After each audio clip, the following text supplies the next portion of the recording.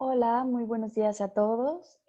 Primero me disculpo por no haber estado el día sábado para nuestra clase. Tuve un compromiso laboral que me fue imposible mover, entonces no pudimos estar en vivo en la clase. Sin embargo, bueno, me pareció importante que ustedes pudieran tener la información que íbamos a analizar el día sábado y por lo tanto, pues vamos a grabar la clase del día de hoy para que ustedes puedan tener la información disponible y les sirva para consulta en el momento en el que la requieran. El día de hoy vamos a hacer uso del libro digital. No sé si ya en este momento tienen acceso a sus libros. De ser así, pueden ingresar al libro de metodología justamente para tratar de complementar la información que hemos visto en sesiones anteriores. Y bueno, el día de hoy vamos a platicar un poquito sobre técnicas de investigación documental necesarias justamente para poder realizar un adecuado proceso de investigación, ¿no? En cuanto a las técnicas, bueno, vamos a ver que incluimos las fichas bibliográficas, ¿no? La encuesta como una técnica para recopilación de la información, ¿no? También es muy importante hablar sobre reglas generales de puntuación. Esto sobre todo cuando nos encontremos o cuando nos enfrentemos ya al proceso o al momento de escribir nuestro trabajo, ¿no? Una vez que hicimos ya la investigación documental, que probablemente realizamos la experimentación, el trabajo de campo, nos vamos a encontrar ahora con el proceso de escritura de nuestro trabajo, ya sea un artículo de investigación, una tesis. Entonces, es fundamental que manejemos de manera correcta las reglas de puntuación, el tener claro cuál es el orden de los elementos en una oración, el tipo de oraciones que existen, las locuciones, los enlaces, las comas, los verbos, ¿ok? Entonces vamos a dar una revisión rápida. Vamos a hablar también un poco sobre redacción en el trabajo, cómo se construye un párrafo, que eso también es muy importante. Esto con la finalidad también de evitar que pudiéramos llegar a caer en el plagio, ¿no? Cuando nosotros consultamos un artículo, consultamos otras tesis, otros trabajos de investigación, nos basamos justamente en eso para la escritura de nuestro proyecto. Sin embargo, pudiéramos llegar a incurrir en el plagio si no tenemos claro cómo se debe construir un párrafo. También es sumamente importante tener en cuenta cómo son las citas textuales, ¿no? Los modelos de citas textuales que existen y los pasos que nos van a servir para poder concluir un tema, ¿no? Y vamos a cerrar justamente con el uso de las mayúsculas, los signos de puntuación, ¿no? Y las abreviaturas. Entonces, bueno, sin más, vamos a comenzar. Sabemos, ¿no?, que escribir es mucho más que teclear palabras, ¿no? O plasmar con el puño las ideas que queremos comunicar. Escribir puede ser considerada como un arte, ¿sí? Una técnica de comunicación, de expresión justamente de nuestras ideas, de nuestros pensamientos, de nuestras creencias. Y este proceso de comunicación solo se va a dar si nosotros escribimos de manera correcta, ¿no? Entonces, durante este capítulo, bueno, se va a hacer énfasis en el uso de la puntuación y la manera de escribir citas textuales, ¿no? En la labor diaria, profesional, digamos, cuando nos enfrentamos ya a la vida real, ¿no? Y en efectos, justamente del curso actual, tener una redacción correcta es primordial, sobre todo cuando estamos hablando de proyectos de investigación donde se necesita expresar hechos, donde se necesita eh, dar datos concretos con la mayor claridad posible. Cuando nosotros estamos tratando de explicar a otras personas lo que encontramos, nuestros hallazgos, necesitamos ser claros, evitar ambigüedades justamente para que la persona que nos esté leyendo, para que la persona que nos esté conociendo a través de nuestro trabajo de investigación, no genere confusiones. ¿Ok? Entonces vamos a empezar a hablar un poco sobre las técnicas de investigación documental. Y como estas, bueno, tenemos primero las fichas bibliográficas. Las fichas bibliográficas tienen como principal objetivo poder recopilar información que vamos a ir obteniendo a lo largo de nuestra investigación. Puede ser que registren las fuentes de información en donde la encontramos, la información, o si necesitamos resaltar algo de esta información en nuestro proceso de investigación. Y bueno, vamos a ver cuáles son las fichas más utilizadas. Tenemos la ficha bibliográfica de un libro. Seguramente en algún momento de su educación básica, a lo mejor desde la primaria, les tocó en algún punto elaborar una ficha bibliográfica, ¿no? Y estas fichas nos sirven para poder tener un control de los libros que vamos a consultar y para poder verificar que sí realmente están conteniendo la información que nos va a ayudar para realizar el proyecto. Para hacer la ficha bibliográfica podemos anotar el nombre del libro, el autor, que es sumamente importante, siempre saber quiénes son las personas que escriben la información que hemos consultado, la edición del libro, y probablemente si quisiéramos tener una información más amplia o un control más preciso, pudiéramos incluso poner referencias de la biblioteca en donde encontramos esta información. ¿Okay?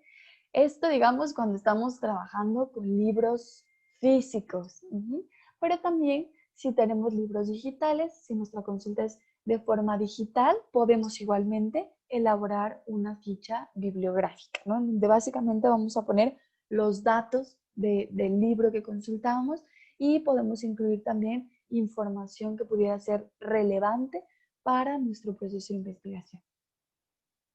Tenemos después las fichas de resumen, ¿no? Que justamente como su nombre nos lo indica, sintetizan lo más importante del documento o del texto que nosotros consultamos. Entonces, ¿para qué son importantes las fichas de resumen? Si yo tengo un dato que me pareció que era interesante, que podía aportar algo a mi investigación, puedo hacer un resumen sobre esta información y en el momento en el que yo esté haciendo la escritura de mi proyecto, de mi tesis, de mi artículo, no necesito volver a consultar el libro como tal porque la ficha de resumen me va a hablar de la información específica que yo encontré en ese libro y que puede aportar algo a mi investigación. Tenemos después las fichas de cita textual. En estas fichas se va a transcribir literal una frase que para nosotros sea importante o trascendental. No son iguales que las fichas de resumen. En las fichas de resumen yo hago una síntesis de lo que encontré. En la ficha de cita textual lo pongo literalmente.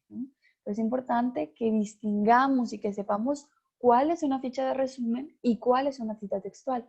Si yo pongo mi ficha, o bueno, la información de la ficha de la cita textual tal cual en mi proyecto de investigación, entonces ahí yo estaría incurriendo en un plagio, ¿no? Estaría plagiando la información que encontré en ese documento. Entonces es importante que respetemos los formatos que son usados por el autor y escribir la frase entre comillas.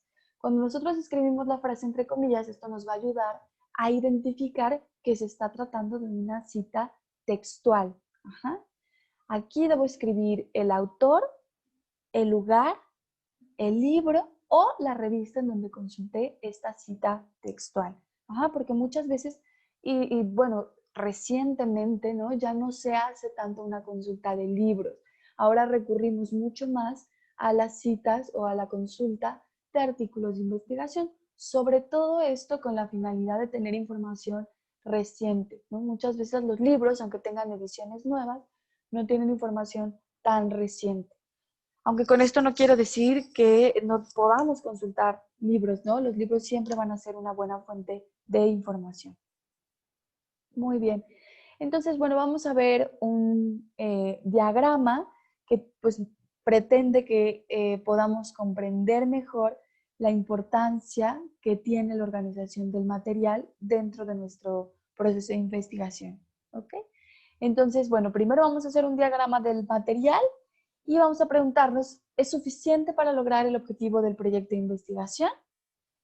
Y con base en esto vamos a diseñar el marco teórico y a comenzar el proyecto. Entonces, estas fichas bibliográficas, estas fichas de citas textuales, estas fichas de resumen, pueden servir justamente para darme un panorama general de si necesito consultar más información o con la información que he consultado es suficiente para que yo pueda iniciar con la escritura de mi proyecto.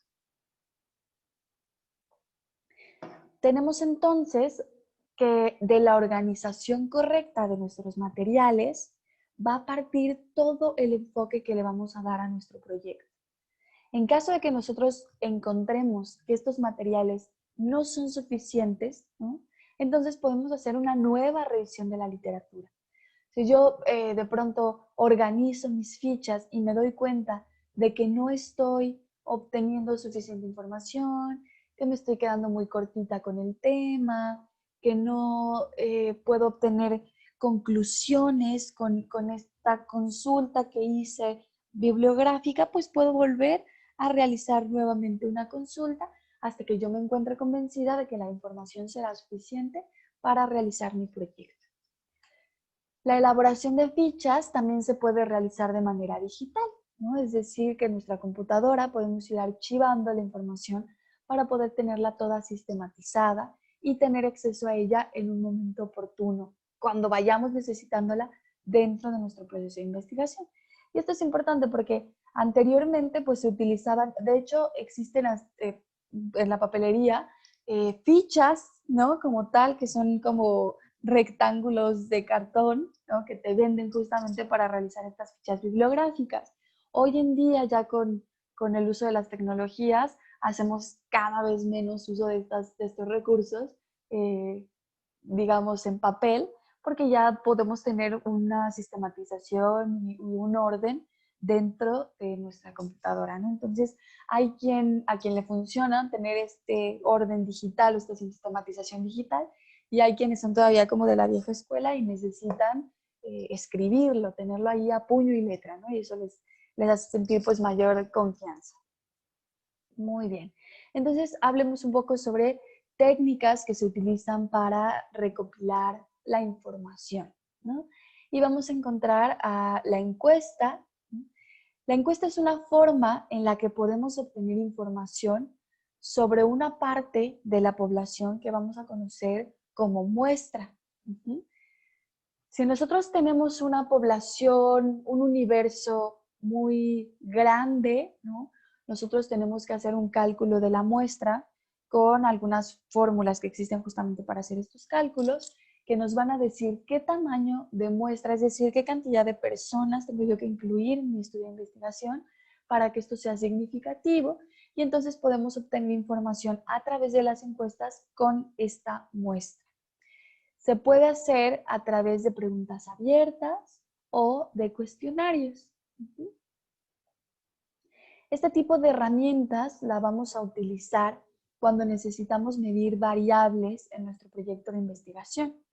Es muy útil porque va a obtener información directamente de las personas que van a relacionarse con el evento que estamos estudiando. Entonces, esto nos va a dar información real, información sumamente interesante que enriquece obviamente a nuestro proyecto de investigación. El cuestionario, bueno, va a estar caracterizado porque son preguntas abiertas. Es importante que estas preguntas se redacten de manera clara, que sean fáciles de responder y que se relacionen directamente con el tema que nosotros estamos investigando para que esto realmente resulte útil. Si yo empiezo a incluir una serie de preguntas que no se relacionan con el tema, tratando de obtener mayor cantidad de información, puede llegar a caer en la ambigüedad justamente, y que al final esto ya ni siquiera me resulte útil, ¿no? Que al final tenga yo una cantidad de información muy amplia, pero que no me sirva para el desarrollo de mi proyecto. Entonces, cuando diseñemos las preguntas, debemos de tomar en cuenta algunos factores.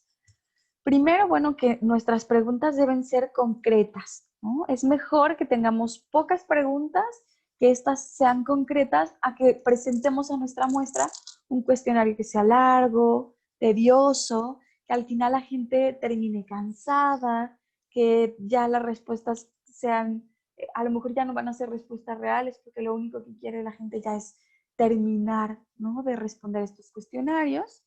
Y esto al final pues ni siquiera va a servirle al investigador, ¿no? No es información que pueda ser útil. Las preguntas deben ser fáciles de entender, utilizar un vocabulario adecuado que nos ayude a que los resultados sean lo más apegados a la realidad.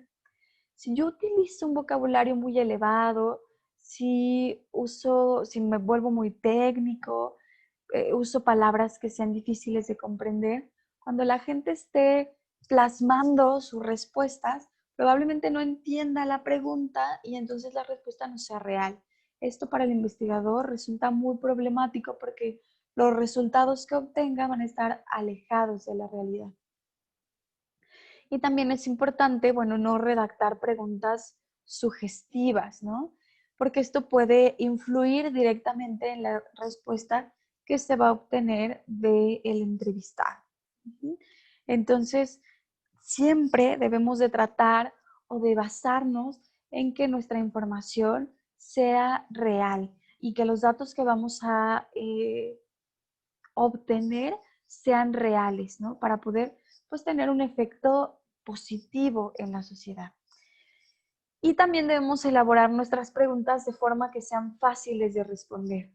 Entonces, las personas lo van a contestar con más disposición, considerando que va a ser algo sencillo, algo rápido.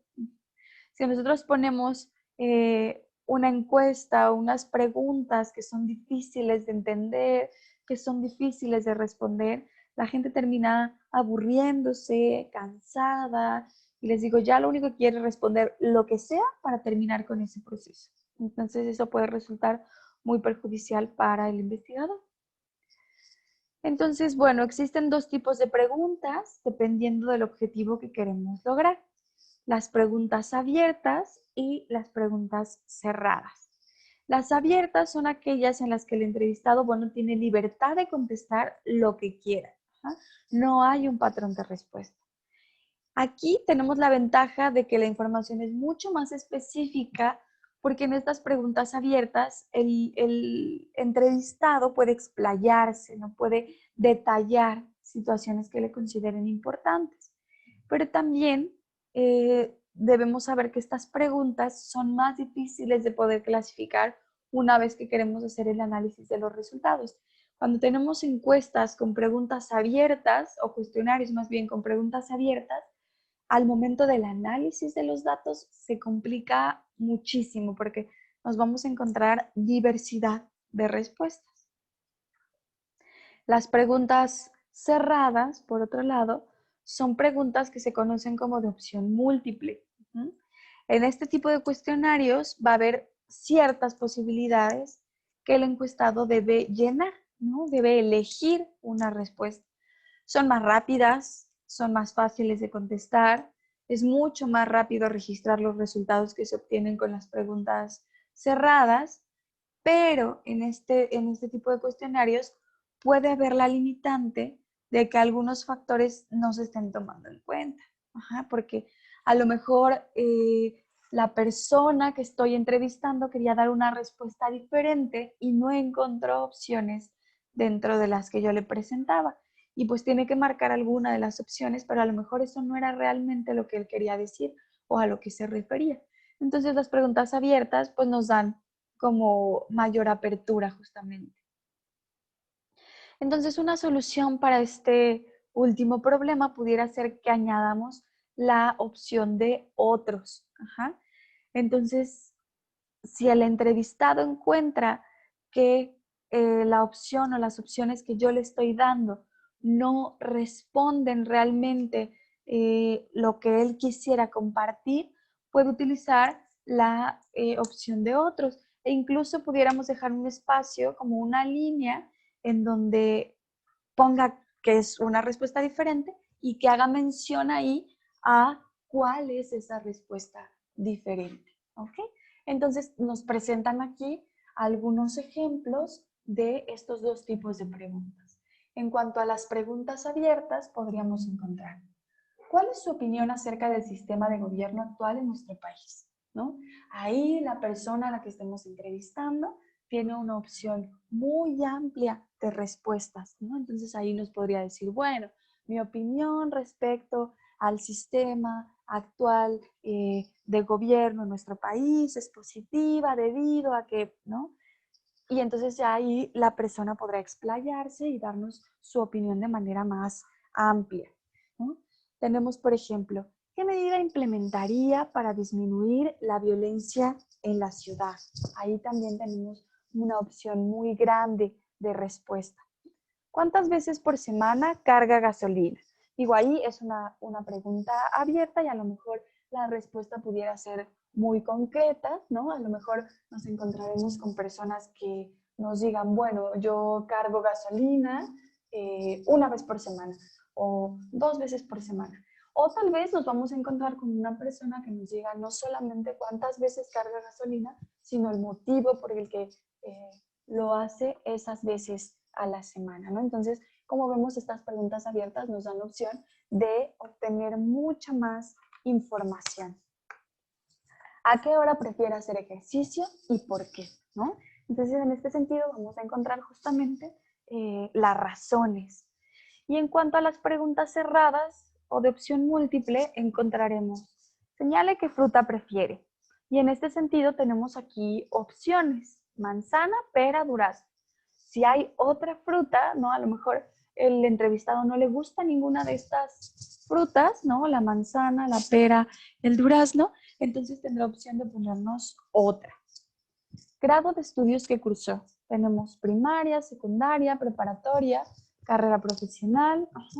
En este sentido, por ejemplo, si nos encontramos con que haya personas que no hayan estudiado ni siquiera la primaria, o a lo mejor va a haber personas que tengan un posgrado, entonces tendrán que colocarlo en la opción de otros. Entonces, como vemos, va a depender mucho del tema que estamos investigando, lo que queremos lograr con esta investigación, la importancia que tiene la respuesta de estas preguntas para nuestros resultados. Entonces, en función de eso, vamos a elegir qué tipo de preguntas o de cuestionarios vamos a utilizar para obtener información. Muy bien. Entonces, sigamos ahora con las reglas generales de puntuación. La oración simple, nos vamos a encontrar, es aquella que está formada por un único sujeto y un predicado. El sujeto es la función sintáctica ejercida por la palabra o grupo de palabras cuyo referente se predica algo.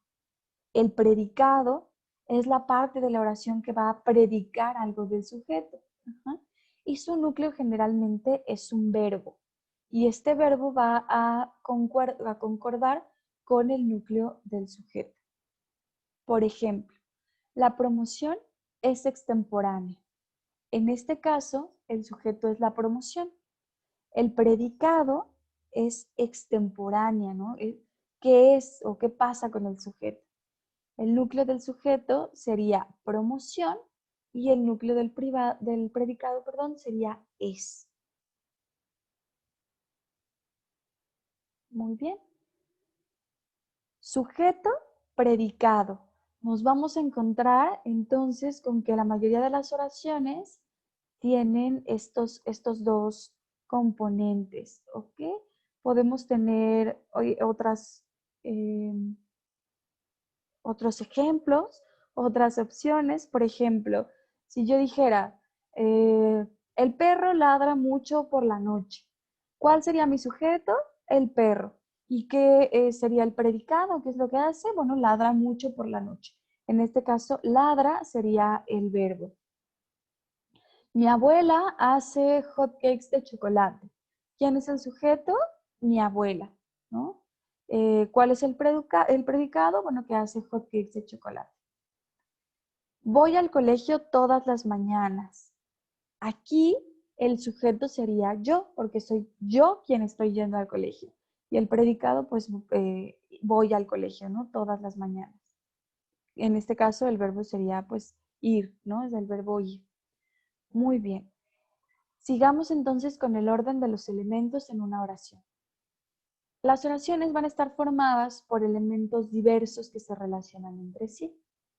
Las dos unidades principales en las que se divide la oración van a ser el sujeto y el predicado, que ya vimos, conforme a un orden regular. El verbo sigue al sujeto y a este sus complementos. El magistrado, instructor, impuso una multa al quejoso mediante proverbio de fecha 27 de septiembre de 2017. En este caso, el sujeto es el magistrado instructor. El verbo es impuso y los complementos serían una multa al quejoso mediante proveído de fecha 27 de septiembre de 2017. En consecuencia, el esquema del ejemplo es el siguiente. En las oraciones, el sujeto no siempre precede al predicado. El orden de los elementos puede alterarse según la importancia que se quiera dar a alguna parte de la oración.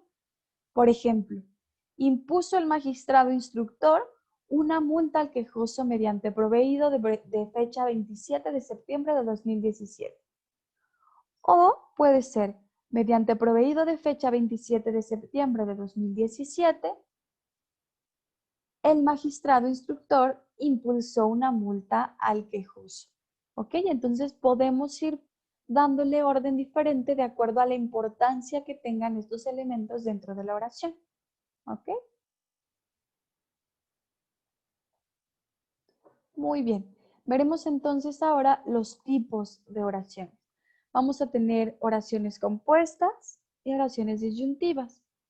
Las oraciones compuestas tienen como nexo una expresión aditiva o copulativa.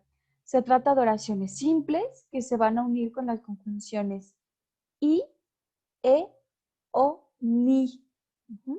Por ejemplo, María Guadalupe interpuso un juicio de nulidad. María Guadalupe solicitó la suspensión del acto reclamado. María Guadalupe interpuso un juicio de nulidad y solicitó la suspensión del acto reclamado. ¿Ok? Entonces ahí tenemos ya una oración compuesta. Las disyuntivas son oraciones compuestas en las que el nexo es una expresión disyuntiva que se va a unir a las conjunciones o, u o bien. ¿Ok?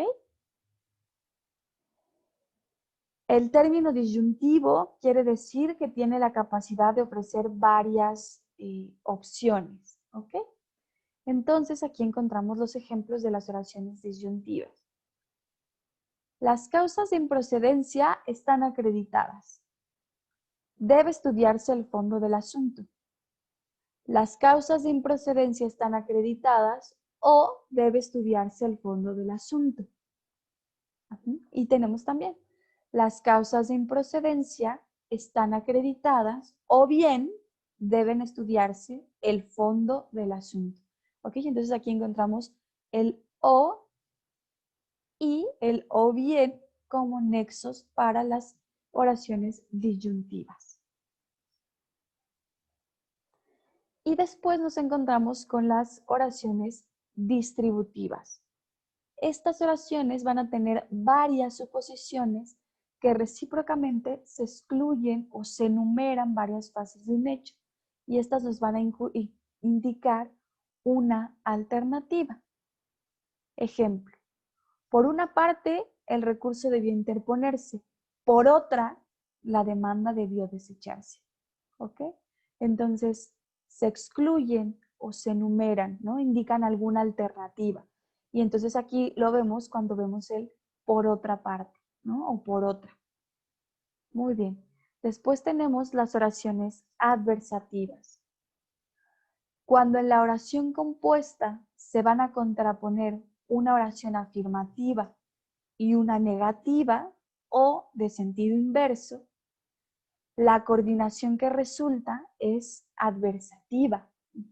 Van a indicar contraposición, ya sea total o parcial, y se pueden utilizar conjunciones alternativas, más, pero, empero, si no, aunque, sin embargo, al contrario, en cambio, etc. ¿Ok? Ejemplo, el quejoso exhibió la factura, pero no acreditó la propiedad. Aquí tenemos el pero. Existe violación al procedimiento. Sin embargo, el incidentista no obtendría resolución favorable. ¿Okay? Aquí utilizamos el sin embargo. Hay una contraposición entre una afirmación negativa y una positiva.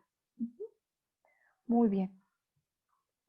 Después vamos a encontrar las oraciones explicativas. Estas oraciones compuestas, una de las preposiciones va a explicar o va a aclarar el significado de la otra. Y aquí vamos a utilizar las conjunciones de es decir, o sea, esto es. Ejemplo, el recurso debió interponerse, es decir, debió agotar todas las instancias. ¿Ok? Nos encontramos con la conjunción, es decir. Muy bien. Entonces, esos son los tipos de oraciones con los que nos podemos encontrar. Y ahora viene algo que es sumamente interesante, ¿no? Que son las reglas de puntuación y que muchas veces nos llegan a fallar estas reglas de puntuación. Vamos a encontrar locuciones y enlaces que se escriben entre comas. Las palabras que sirven de enlace, como esto es decir, o sea, en fin, por último, por consiguiente, sin embargo, no obstante, además, en tal caso, por lo tanto, generalmente, quizás, posiblemente, ¿no? Por lo general van a ir separadas mediante una coma. Aquí tenemos algunos ejemplos. Por tanto, coma, si la ley es clara al terminar la procedencia de un medio de impugnación, contra determinado tipo de resoluciones generales, no se puede hacer ninguna interpretación contraria al respecto. Tenemos el libro de metodología, lo encontramos en la carrera de criminología y de derecho. Por eso es que la mayoría de los ejemplos tienen relación con estas disciplinas. ¿Okay? Aquí lo más importante es que identifiquemos justamente las conjunciones, los nexos, ¿no? Y en este caso, pues, en dónde iría el signo de puntuación, ¿no? Más que el ejemplo como tal. O bueno, más bien la información. Ok, ejemplo número 2. En este sentido, coma, para establecer cuál es la interpretación que se debe dar al citado artículo de la ley en mención, resulta indispensable acudir al texto de diversas normas secundarias. Como vemos, las comas sirven como una pausa. Cuando nosotros hablamos, hacemos o ponemos comas sin percibirlo. Nosotros podemos hablar y utilizar de manera correcta los signos de puntuación, las reglas ortográficas, ¿no? Por ejemplo, en términos de los acentos, pero cuando lo escribimos nos fallan muchas veces estas reglas. Entonces, por eso es tan importante tener esta práctica. Siguiente ejemplo. Finalmente, coma, el Tribunal Pleno de la Suprema Corte de Justicia de la Nación ha establecido que la eficacia protectora del fallo solo subsiste mientras existe el acto legislativo que dio origen al juicio. ¿Okay?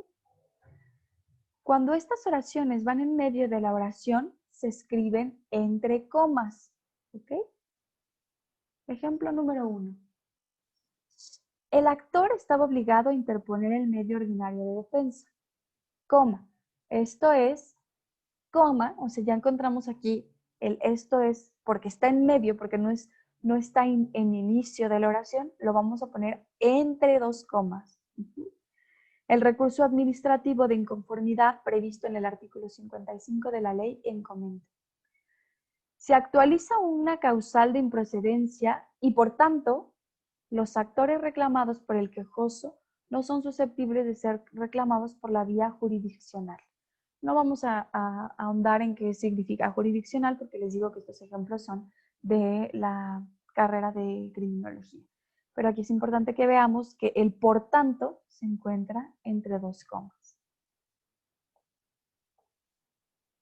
Muy bien. Vamos a hablar ahora sobre la omisión del verbo. El uso de la coma en la omisión del verbo.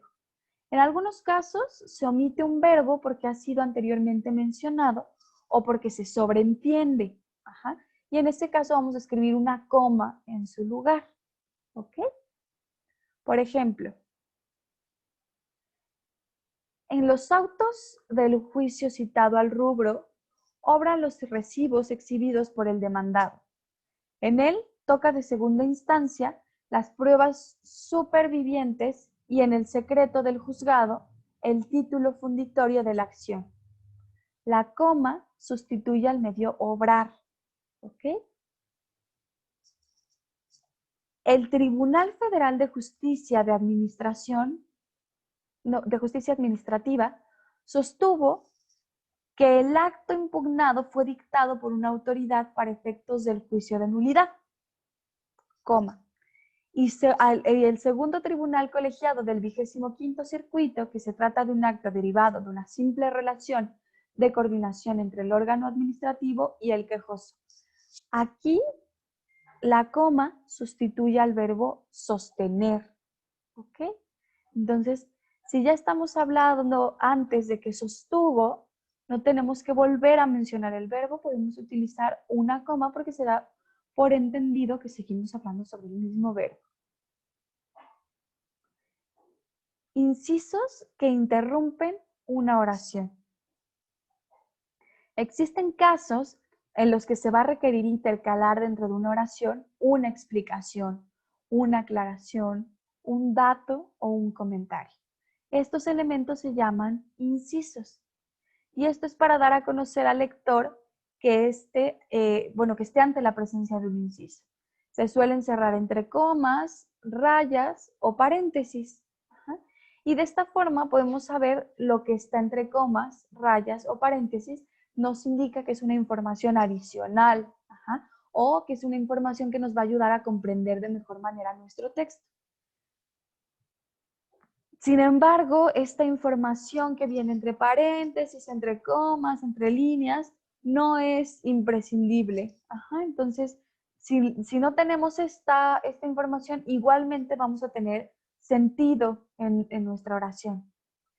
Para saber si usamos comas, rayas o paréntesis, se debe atender a la vinculación del inciso con la oración en la que lo vamos a insertar.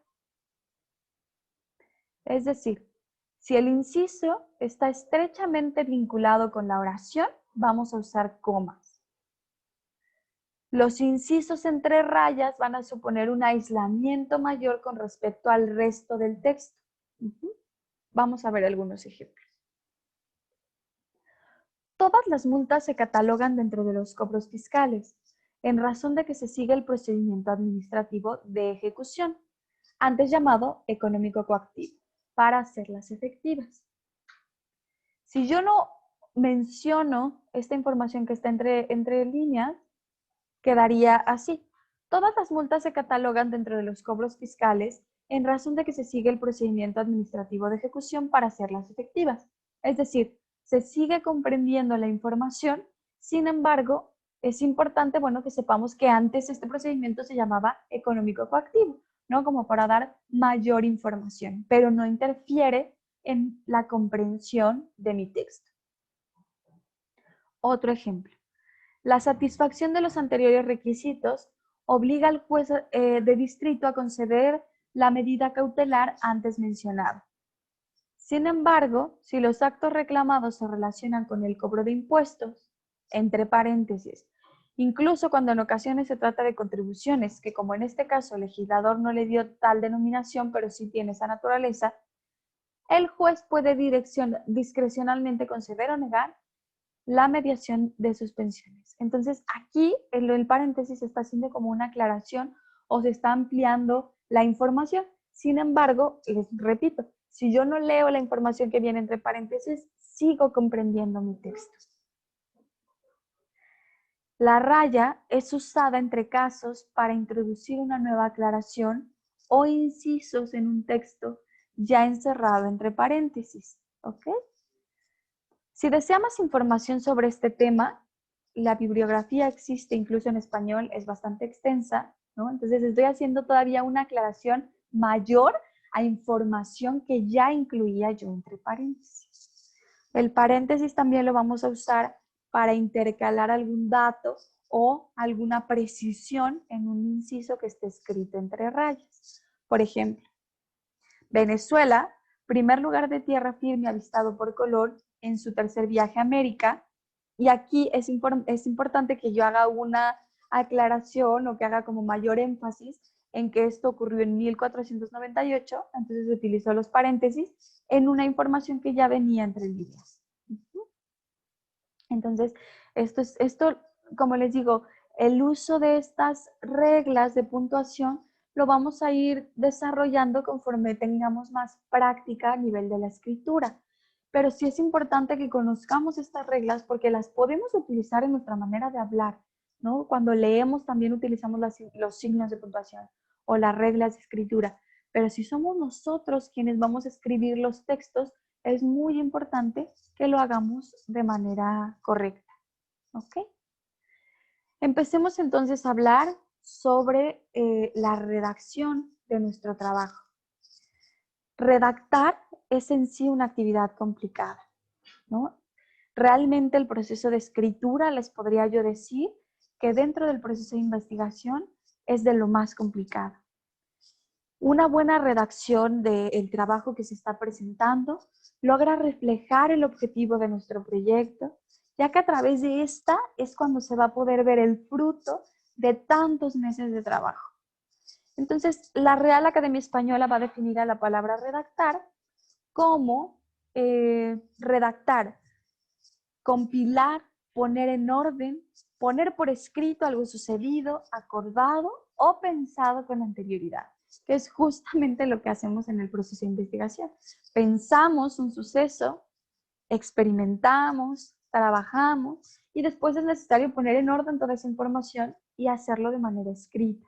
Entonces, no es fácil el proceso de redacción, pero se va mejorando con la práctica. Si nosotros escribimos un texto, quizá el primer texto que escribamos no va a tener una redacción excelente, pero si nosotros volvemos a escribir varias veces ese mismo texto, tratando de utilizar adecuados signos de puntuación, de darle orden en nuestras oraciones, de incluir palabras diferentes, pues le vamos a dar más sentido.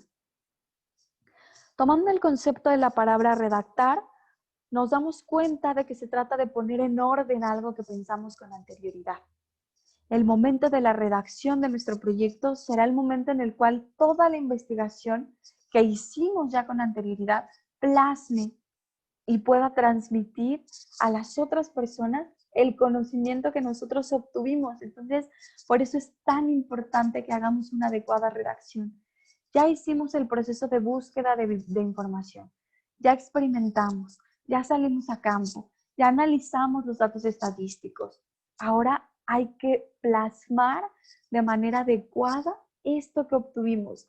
Hay que comunicar a través de nuestra escritura, a través de nuestra palabra, esta información. Entonces, va a ser necesario que podamos separar la información para poder definir qué es lo que queremos estipular en cada capítulo y con esto lograr que la misma vaya a ir tomando forma. Entonces, vamos a utilizar los siguientes métodos para justamente darle forma a nuestra redacción. Vamos a hablar sobre la construcción de un párrafo. El párrafo es un conjunto de frases que están relacionadas y que se desarrollan en un único tema.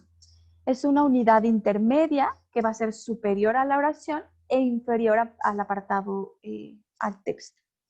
Va a tener una identidad gráfica, se distingue visualmente en la página, empieza con una mayúscula del lado izquierdo en una línea nueva y va a terminar con un punto y aparte. La finalidad esencial del párrafo orienta a poder estructurar el contenido de un texto para poder mostrar de forma gráfica la organización de este mismo. Entonces, en el trabajo de redacción se deben tomar en cuenta un esquema previo de nuestras ideas, el modo más adecuado en el que podamos ir desarrollando o estipulando los párrafos. Cada idea concluida debe ser relevante para la exposición del tema que estamos tratando. Una idea es colocar en cada párrafo un título en cursiva para poder resumir el tema abordado en dicho párrafo. Por ejemplo, sentido del voto. No estoy de acuerdo con la conclusión a la que llega la mayoría. Título. Artículo 31, fracción cuarta constitucional. Conforme el artículo 31, fracción cuarta constitucional, los impuestos deben cobrarse de forma proporcional y equitativa. De aquí se puede concluir, y así lo ha hecho la Suprema Corte, que el impuesto debe de dar un trato igual a los iguales y desigual a los desiguales, de manera que el impuesto causado sea reflejo proporcional de la capacidad contributiva. Entonces, aquí vemos que este párrafo va a tratar sobre el artículo 31, fracción 4, constitucional. Mi párrafo inicia con una letra mayúscula y un punto. ¿Ok? Tenemos otro ejemplo. Ingreso bruto. Así pues, si se fija a los profesionistas un impuesto equivalente a un porcentaje de sus ingresos, ya sea que ejerzan la profesión libre o que sean trabajadores en principio, hay equidad y proporcionalidad, pues el que más gane pagará más. Si se estima que el profesionista libre tiene mayores oportunidades de ganar dinero, lo cual es una verdad a medias, pagará más cuando efectivamente gane más. Y si se estima que quien percibe sueldo gana menos, pagará menos impuestos cuando efectivamente gane menos. Pero es de notarse que así como hay profesionistas libres que obtienen grandes ingresos, también hay profesionistas modestos y que así como hay trabajadores de pequeños sueldos, también los que hay con sueldos enormes. Baste considerar que la jurisprudencia de la segunda sala de la Suprema Corte de Justicia de la Nación considera a los gerentes de las empresas como sujetos al régimen de seguridad social en términos generales. Como vemos, este es un párrafo mucho más grande que habla sobre ingreso bruto. Nuevamente, inicio mi párrafo con una letra mayúscula y lo concluyo con un punto y aparte. Aquí, dentro de este párrafo, como podemos ver, encontramos punto y seguido varias veces. Punto y seguido se pone cuando vamos a seguir hablando sobre la misma idea. Cuando sigo hablando pues, sobre la misma línea, que no voy a hacer como una conclusión a través del punto y aparte. Muy bien. Aquí tenemos otro ejemplo, otro párrafo. Vamos a saltarnos y vamos a irnos hasta cómo construir un párrafo. Entonces, ¿cómo hago para construir un párrafo? Este debe tener claridad, cohesión y las oraciones se deben encadenar para poder desarrollar un solo tema. No podemos incluir en un párrafo ideas que sean de un tema distinto al que estoy abordando. Es importante exponer ideas de manera ordenada para poder lograr coherencia en el tema. Puede ser que las oraciones se ordenen a partir de la idea principal y luego las secundarias o viceversa. Como ustedes quieran. Pueden iniciar con las oraciones principales, no irnos de lo general a lo particular, o iniciar con ideas muy particulares y generar una conclusión general. Pero todas las ideas deben ser sobre el mismo tema. No puedo mezclar ideas dentro de un párrafo porque entonces esto va a generar confusión en los lectores. El contenido determina la organización que se va a tener el párrafo. Por ejemplo, un párrafo en el que se explica una tesis y se defiende la misma va a requerir argumentos o ejemplos para poder sustentarla. Y se ordenará de tal manera que la conclusión se vea como una consecuencia lógica y única de los argumentos y ejemplos. Por otro lado, un párrafo que contiene una narración se va a ordenar cronológicamente en relación a cómo fueron sucediendo los hechos narrados. Si yo voy a hacer un párrafo sobre una relación, una narración de hechos, y yo no tengo un orden cronológico, y empiezo diciendo, bueno, la señora llegó al juzgado, y después la señora, bueno, primero fue por copias, y luego fue a hablar con su abogado. Y entonces, bueno, primero llegó al estacionamiento. O sea, si yo no le doy un orden cronológico a la narración de mis hechos, también el lector no va a tener claro de lo que le estoy hablando. ¿Ok? Entonces, podemos partir de las conclusiones o ir narrando situaciones, pero con un orden. Muy bien. ¿Qué tipos de párrafos tenemos? Vamos a tener un párrafo expositivo que va a servir para desarrollar una idea central mediante un conjunto de frases que van a explicar, aclarar o ampliar el sentido de esta idea, y en ocasiones suele coincidir con un párrafo de enumeración. Entonces, el primero es el expositivo. Y luego tenemos un párrafo argumentativo y contraargumentativo. Estos tipos de párrafos se van a caracterizar porque se estructuran en atención a su finalidad persuasiva. Su pretensión radica en convencer al receptor de la validez que tiene una tesis, una postura o una decisión. Entonces aquí voy a tener argumentación para poder convencer a mi lector. En ellos vamos a exponer razones para justificar la validez o no validez de una tesis. Aquí vamos a considerar argumentos a favor o de afirmación. En los contraargumentativos, la defensa de la tesis se va a basar no solo en la presentación de argumentos aprobatorios, sino también de argumentos que podrían poner en tela de juicio la validez de una tesis que se rechaza. ¿Ok? Tenemos después párrafos delimitadores del texto que nos sirven de introducción y conclusión. Párrafos de introducción en donde deben proporcionar claves necesarias para entender el texto, no solo en lo que respecta a su contenido, sino también en lo referente al tono que se adopta, ¿ok? Y deben adecuarse al objetivo de nuestro texto.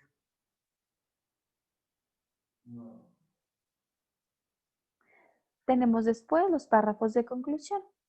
Este es el párrafo que tiene la finalidad de poder cerrar nuestro texto. Y su redacción debe hacerse pensando en que este párrafo va a sintetizar la solución de un problema. El párrafo de conclusión dentro de mi proceso de investigación es sumamente importante. Digamos que yo ya hice toda la explicación del marco teórico, expuse mis resultados, mis análisis estadísticos, lo que obtuve a través de la experimentación, el trabajo de campo, hice una discusión de mis resultados, pero necesito darle mucho énfasis a la conclusión, porque ahí es en donde aclaro qué es entonces lo que encontré, ¿no?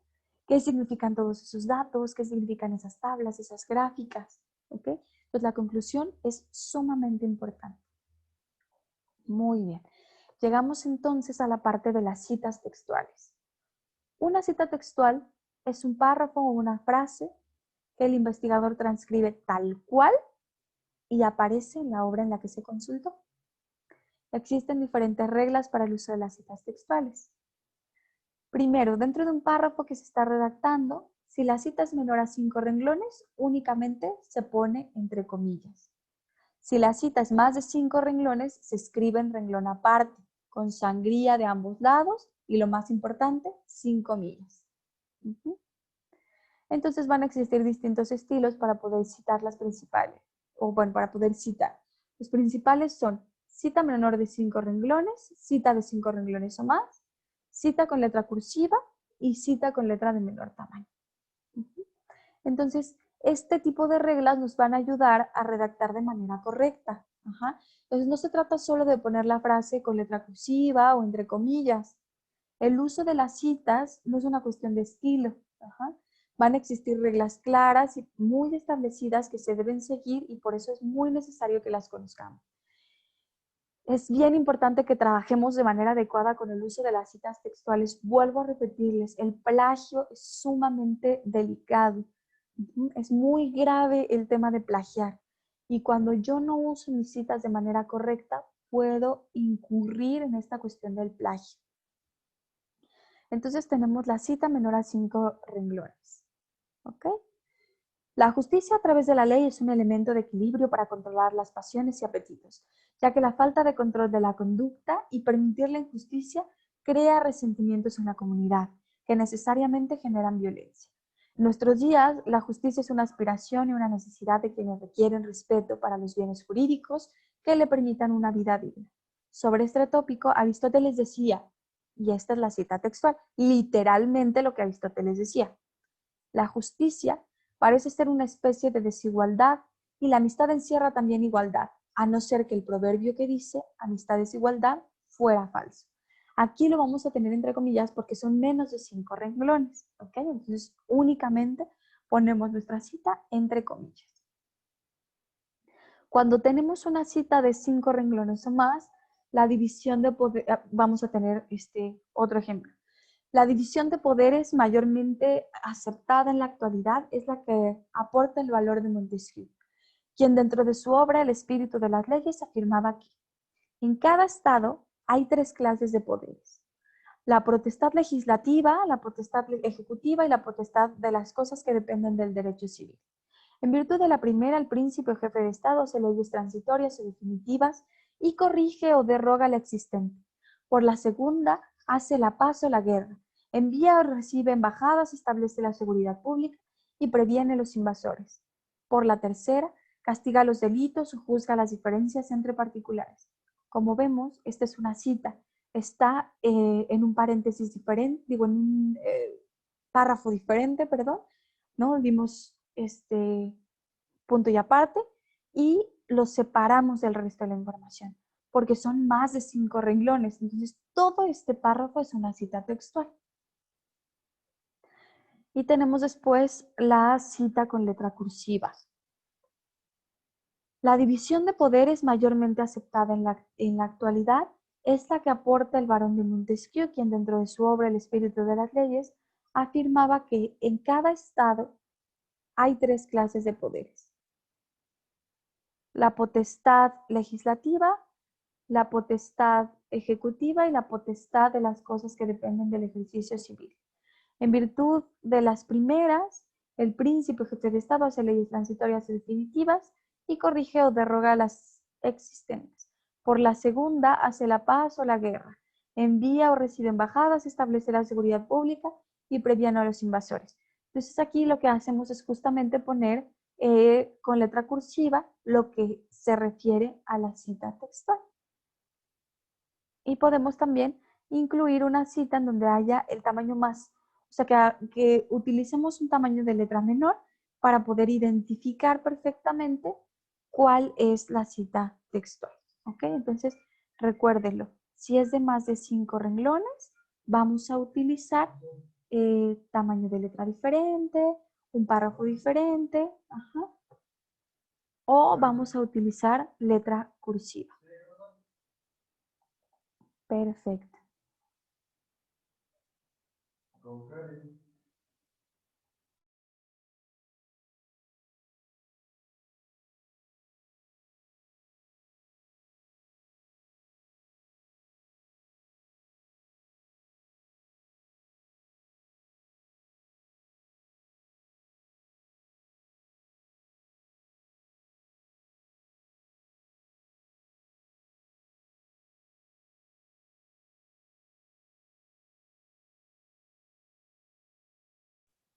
Muy bien. Continuamos entonces ahora con los pasos para concluir el tema. Una vez que se ha plasmado información que se recolectó, los pasos que se siguieron durante la investigación, la comprobación de la hipótesis, los alcances de esta misma, las observaciones y las apreciaciones del trabajo, entonces es el momento de poder concluir nuestro tema, ¿ok? Los temas que se abordaron al inicio del proyecto se deberán abordar nuevamente al finalizar, ¿no? Para poder determinar qué resultados obtuvimos de cada uno. Entonces, lo primero que vamos a tomar en cuenta, bueno, es el señalamiento del problema. En este punto se analiza si fue posible atacar el problema, cómo se señaló en un principio, ¿no? Si se abordó desde una perspectiva deseada. Vamos a hablar sobre los objetivos, si los objetivos planteados en un inicio se lograron, ¿no? Haciendo hincapié en el proceso, cuáles fueron los pasos que se siguieron para los mismos y en qué medida se lograron estos objetivos. Y en términos de la hipótesis, En este punto vamos a señalar los aspectos más importantes del trabajo. Esto quiere decir qué conocimiento generó mi proyecto de investigación. Esto es lo más importante. Dentro de la conclusión tengo que hablar de qué obtuve, qué generé, qué información, qué resultados, ¿no? Y cómo voy a poder aplicar esto o cómo va a poder esto ayudar a la solución de un problema. Tenemos después el modelo de conclusiones, ¿no? El derecho es un orden normativo que regula la conducta humana dentro de su interferencia subjetiva en la sociedad, que tiene por esencia al deber ser y como supuesto a una forma superior y soberana, que hace la realidad del contenido impero atributivo de hacer justicia, ¿no? Por Estado entendemos un asentamiento humano, jurídica y políticamente organizado. Entonces, aquí, bueno, nos está hablando específicamente de cuestiones del derecho, pero es muy importante que dentro de la conclusión pongamos o tomemos en cuenta justamente, como les mencionaba antes, la parte de señalar nuestro problema, evaluar la consecución de los objetivos y determinar si mi hipótesis se comprobó o la descarté. ¿Ok? Muy bien. Vamos a saltarnos esta parte porque justamente hace referencia únicamente a las conclusiones de derecho, ¿no? Vamos a saltar. Pero cualquier persona que lea nuestro proyecto debe tener una comprensión total de lo que se está plasmando en el papel. Ajá. Porque deben abarcar todos los puntos importantes del proyecto de investigación. Poder concluir con el conocimiento nuevo, el conocimiento que generó mi proyecto de investigación.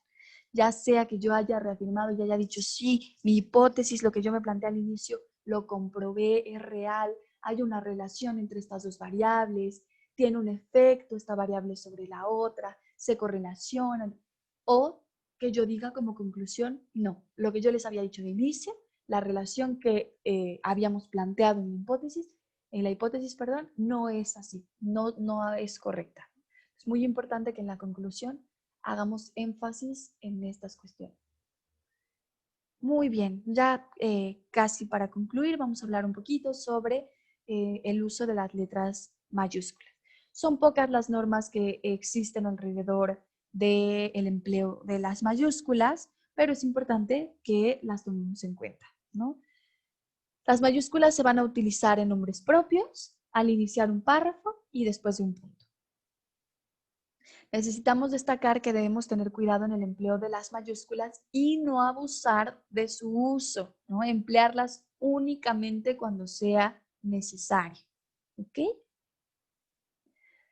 ¿Qué se escribe con mayúscula? La letra inicial de la primera palabra en un escrito, la que va después de un punto o al inicio de un párrafo. ¿Ok? La letra de todo nombre y apellido. Aquí sí, todos los nombres y los apellidos se escriben con letra mayúscula. Solo se escribirán con mayúsculas totales los apellidos de un autor en una ficha de identificación y el nombre de pila, y los apellidos de un autor en una nota de referencia. Los sustantivos y adjetivos que integran el nombre de alguna institución, entidad o establecimiento. Por ejemplo, Universidad Autónoma de Durango, Universidad, mayúscula, autónoma, y Durango van a llevar letra mayúscula. Ajá. Universidad Autónoma de Querétaro, Universidad Autónoma y Querétaro se escriben con letra mayúscula. Las mayúsculas se deben acentuar, ¿ok? Antes se tenía la idea de que las mayúsculas no se acentuaban y había mucha gente que incluso escribía todo en mayúscula para no tener que usar acentos. Ahora no, las reglas han cambiado y las mayúsculas también se tienen que acentuar, ¿ok? También llevan mayúsculas las palabras que forman parte de los nombres de los partidos políticos.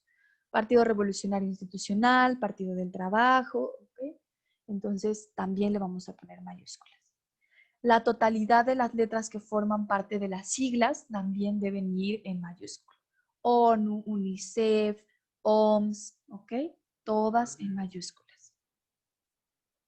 Los sustantivos y adjetivos que integran el nombre de algún ordenamiento jurídico, por ejemplo, Ley Federal de Aguas, Código Civil, bueno, esto específicamente le interesa a los estudiantes de Derecho. Los artículos que preceden a nombres geográficos, por ejemplo, El Salvador, México, ¿no? Los países y los estados siempre se escriben con mayúscula. Querétaro, Michoacán, Nuevo León, Sonora, por ejemplo, el Marqués, que es un municipio de Querétaro, el, que es el artículo, va a ir con mayúscula y Marqués también va a ir con mayúscula. ¿Ok? Pedro Escobedo, las dos van a ir con mayúscula, y bueno, en este caso es un nombre. ¿Ok? Entonces, estados, municipios, países, continentes, se escriben también con mayúscula.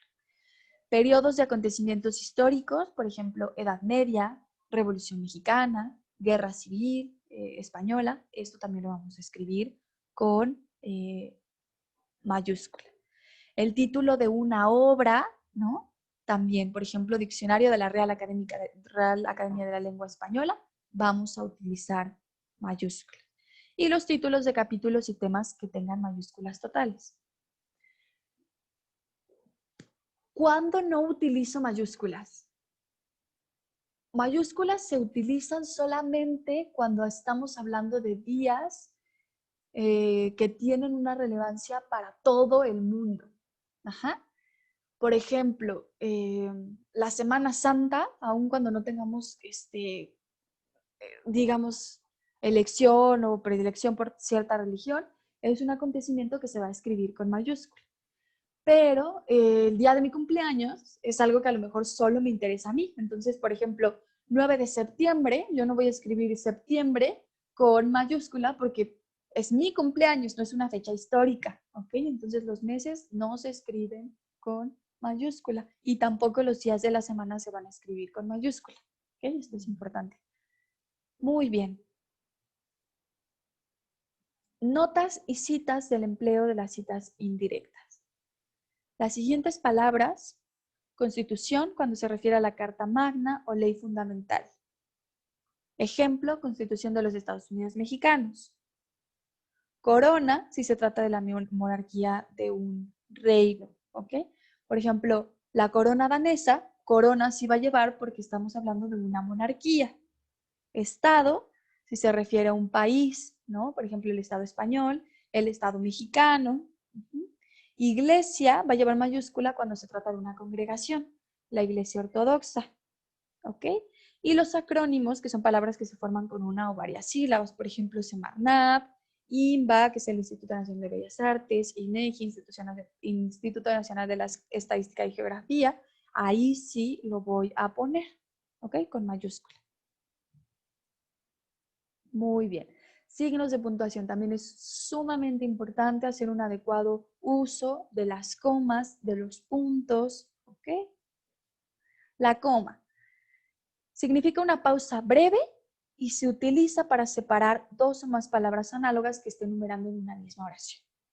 Cuando hablamos, nosotros utilizamos comas sin darnos cuenta, hacemos estas pequeñas pausas. También es muy importante que sepamos cómo utilizarlas cuando escribimos. La coma, el punto, el acento y el paréntesis son 4 importantes signos de puntuación. ¿Ok? Aquí utilizo la coma cuando quiero separar palabras análogas. Cuando quiero insertar una interrogación o una exclamación en una frase. Por ejemplo, hay 3 tipos de investigación jurídica. Coma, ¿cuáles son? Cuando en una oración se introduce alguna frase aclaratoria o explicativa.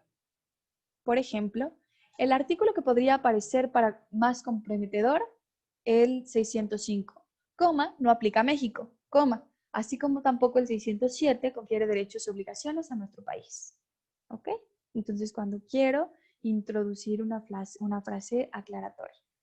También utilizo coma cuando, antes de conjunciones, aunque, si no, sin embargo, al contrario, pero, más, por ejemplo. Las tasas de intereses han ido bajando, beneficiando a la economía. Sin embargo, el efecto causado es poco atractivo para la población. También la utilizo para vivir frases que integran oraciones muy amplias. Por ejemplo, con estos resultados, más lo extraño de la política exterior mexicana durante este año, y los serios problemas de la economía nacional nos llevan a pensar que Donald Trump se dio cuenta de esta situación y decidió tomar ventaja de ello. ¿Okay? Entonces aquí utilizo una coma para poder vivir frases que integran oraciones que son muy amplias. Debo omitir las comas en dos casos particulares: antes de los paréntesis, rayas o corchetes y entre el sujeto y el verbo, excepto en los casos en que el verbo siga una enumeración o cuando se intercale con una frase aleatoria. Es incorrecto decir: lo más importante es que haya paz. Correcto es: los dos equipos, el verde y el azul, son de lo mejor. ¿Ok? Entonces también el uso de las comas lo vamos afinando conforme vamos practicando nuestra escritura. ¿Ok? Y nada más tener en cuenta que las comas son estas pequeñas pausas que hacemos cuando hablamos o cuando escribimos. El punto. El punto puede ser seguido o aparte. Usamos punto y seguido para terminar una oración detrás de la cual va otra estrechamente ligada a la anterior. El punto y aparte indica que se ha terminado con un tema específico en una oración y que sigue con él, pero desde otro punto de vista. Ajá. O también se utiliza cuando vamos ya a pasar a otro asunto. El punto se debe omitir en los siguientes casos: después de los títulos o encabezamientos que no estén integrados al escrito, entre las letras que forman parte de una sigla, ¿no? O sea, no vamos a poner OMS y vamos a poner O.M.S. Ahí lo vamos a evitar, ¿ok? Y después de signos de interrogación, de admiración y puntos suspensivos, porque obviamente ya va implícito ahí el punto. Entonces, en ese sentido, no es necesario que lo volvamos a incluir. Muy bien. Y después tenemos el punto y coma. Indica una pausa ni tan breve como la coma, ni tan larga como el punto. ¿Ok? Este es como un intermedio. Y se va a utilizar para separar enumeraciones de palabras que no sean análogas, es decir, que no tienen una similitud. Coma, punto, acento, sustantivo, verbio, adverbio. ¿Ok? Para separar varios enunciados en los cuales ya haya comas. Por ejemplo, el dumping, práctica desleal de comercio internacional, consiste en vender mercancía a precios por debajo del valor normal. Punto y coma. Esto se hace con el fin de ganar mercadeos, destruyendo a los productores de mercancías similares con precios bajos. ¿Ok? Entonces estoy haciendo una pausa que no requiere que ponga un punto, pero que no es tan cortita como para poner una coma. ¿Ok? Y además estoy poniendo dos ideas que no son análogas. Muy bien. Puntos suspensivos. Los puntos suspensivos son solo 3. Ajá. No ponemos 4, 5, 6 puntos suspensivos. Solo 3. ¿Ok? En una cita textual, cuando queremos indicar que el texto ha sido cortado y no aparece así en el original, o cuando se cita alguna frase o un refrán, pero no completo. Por ejemplo, de tal palo, puntos suspensivos. ¿No? O para dejar inconcluso en suspenso algo que se dice. Si lo hubiera sabido, puntos suspensivos, ¿no? No sabemos, dejamos ahí un suspenso de qué es lo que quiso decir esta persona. ¿Ok? Y tenemos después los signos de interrogación y de admiración. En ambos casos deben utilizarse dos signos, uno que abra y uno que cierre. Muy importante. Nosotros en el lenguaje español utilizamos dos signos. En el inglés, por ejemplo, para las preguntas solo utilizamos el signo para cerrar, ¿ok? Nosotros no. Nosotros necesitamos uno que abra y uno que cierre. Perfecto. Cuando se escriben varias preguntas en el mismo enunciado, se van a separar con comas y solo la primera interrogación va a ir con mayúsculas. Por ejemplo, ¿cómo, cuándo, dónde? Solo el cómo, que fue la primera, la vamos a poner en mayúsculas. ¿Ok? El paréntesis tiene función de intercalar frases que traen algún enunciado. Las prácticas desleales de comercio internacional, entre paréntesis dumping y subvenciones, están reguladas en la Ley de Comercio Exterior. Otra vez les digo, si decimos las prácticas desleales de comercio internacional están reguladas en la Ley de Comercio Exterior, se entiende. Puedo quitar lo del paréntesis, pero aquí me está dando como más información. Las comillas son expresiones o se usan para expresiones que tengan un sentido irónico. Por ejemplo, Estados Unidos de América busca la paz con todas, ¿no? Entre comillas diríamos, busca la paz, ¿no? Porque es una cuestión con un sentido irónico. Los títulos de artículos en las fichas hemerográficas también van a ir entre comillas. El nombre de algún capítulo, de algún título, o la parte o la división de una obra está citada en un escrito. Por ejemplo, la exposición de motivos de la Ley de Comercio Exterior establece las razones que tuvo el legislador para elaborarlas. Y también los sobrenombres, por ejemplo, Miguel Hidalgo y Costilla, entre comillas, padre de la patria. En una oración, ¿dónde va el dicho, el punto antes o después de las comillas? En términos generales, cuando se utilizan comillas en un texto, es necesario fijarse si la oración empieza con mayúscula o comillas. Por ejemplo, la crisis, afirmó el presidente, es un problema superable. Todos sabemos que a Mario Moreno lo apodaban Cantinflas. En el primero, la oración va a empezar con comillas y termina con comillas. Entonces, el punto se coloca antes que las comillas. ¿Lo vemos? En el segundo, la oración va a empezar con mayúsculas, por lo tanto, debe terminarse con punto. Entonces, en este caso, el punto está después de la comilla. ¿Nos damos cuenta? Muy bien. El guión va a utilizarse para señalar la división de una palabra cuando no fue posible escribirla en el mismo renglón. Tesis histórico-jurídica, reseña crítica, o sea, el guión es como una especie de unión, ¿ok?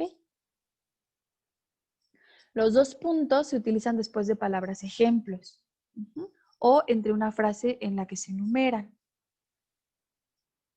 Los puntos cardinales son 4, 2 puntos, norte, sur, este y oeste.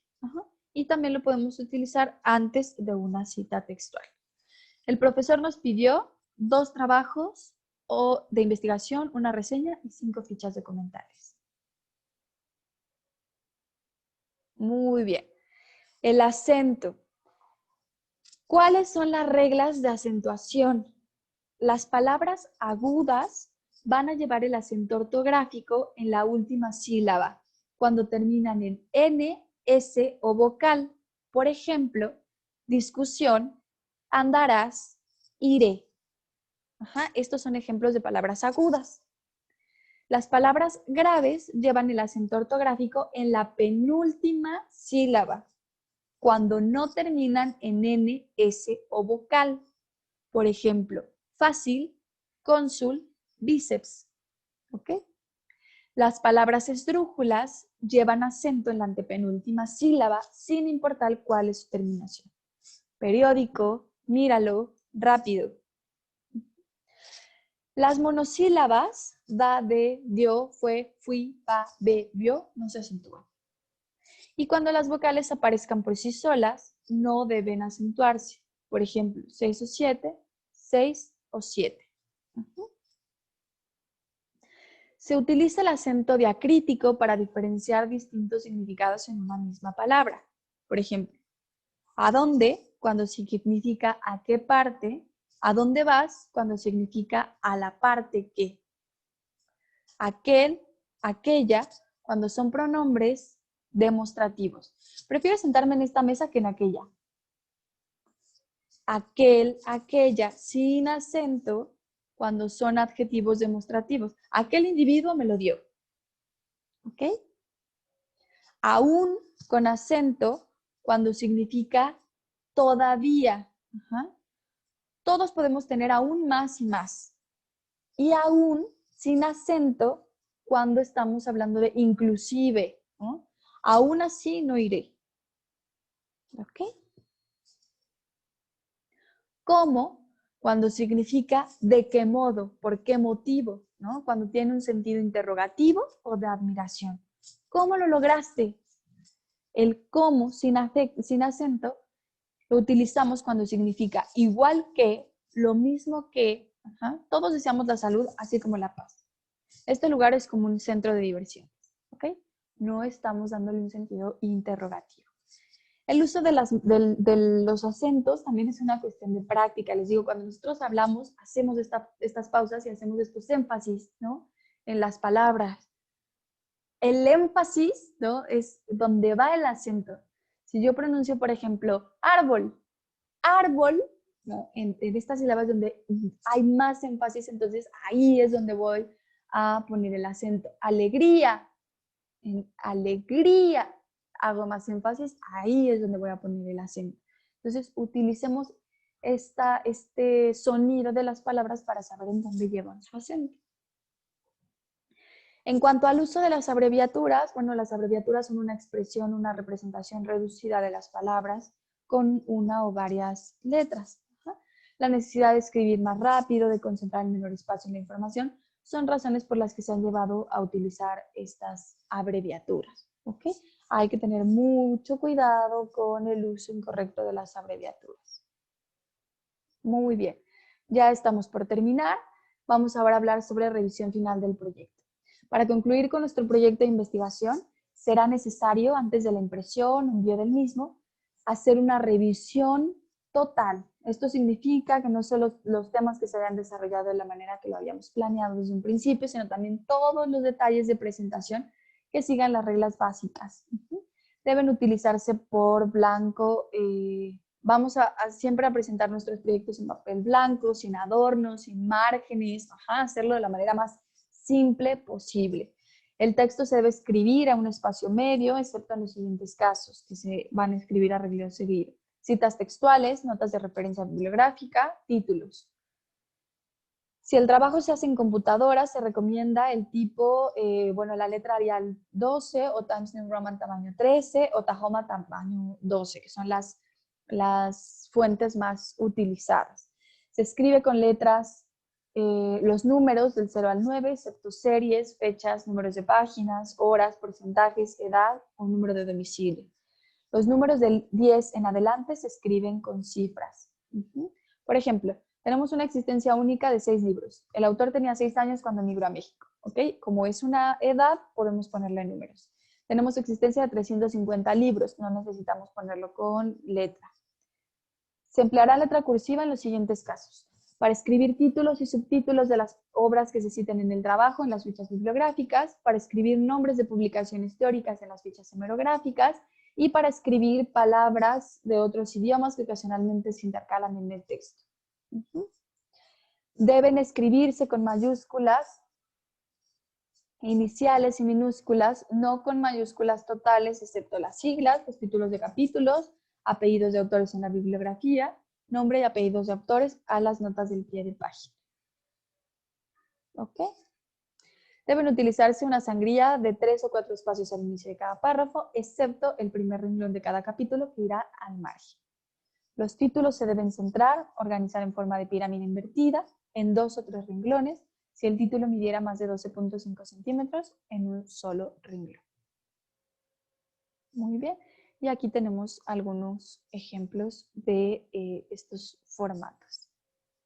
Una vez redactado el texto, se recomienda que el interesado realice 3 lecturas para garantizar una adecuada redacción y por consiguiente una clara comprensión de lo escrito. Si yo leo mi trabajo y yo mismo no lo entiendo, entonces tengo que hacer una revisión, ¿no? Tengo que cambiar mi redacción, tengo que modificar la manera en la que presente mi texto. Y bueno, también vamos a hacer una revisión ortográfica. Esto es súper importante. Antes de presentar un proyecto, hay que evaluar o revisar que esté con buena ortografía, que no tenga faltas de ortografía. Y bueno, aquí les ponen un ejemplo de un proyecto de investigación. Tenemos el tema, la justificación, vamos a ver cómo están los párrafos, las sangrías. Aquí ya tenemos la información. Vemos punto y aparte. De pronto el uso de comillas. Cómo vamos desarrollando los párrafos. El uso de comillas. Este es un ejemplo. No vamos a ahondar en él porque justamente es sobre un tema de derecho, ¿ok? Pero es nada más para que se den una idea. Y aquí podemos también incluir un cronograma de actividades de ser preciso. Aquí tendríamos ya las conclusiones. Aquí vemos el nombre del capítulo, el título del capítulo que va a ir en mayúsculas todo el título. Vamos a iniciar con los párrafos con una sangría. Muy bien, pues con esto terminamos entonces nuestra clase sobre la manera correcta de redactar. Importantísimo el uso de los signos de puntuación, de las reglas ortográficas y del poder armar de manera correcta nuestros párrafos, ¿no? Esto va a ser de suma utilidad cuando ustedes comiencen a redactar su proyecto de investigación. Bueno, pues espero que tengan una excelente semana. Nos vemos el sábado para concluir ya con nuestra materia en la última clase. Y bueno, les agradezco muchísimo la comprensión. Cualquier duda, cualquier pregunta pueden escribirme a través de la plataforma o a través de mi correo electrónico. Que tengan un excelente día.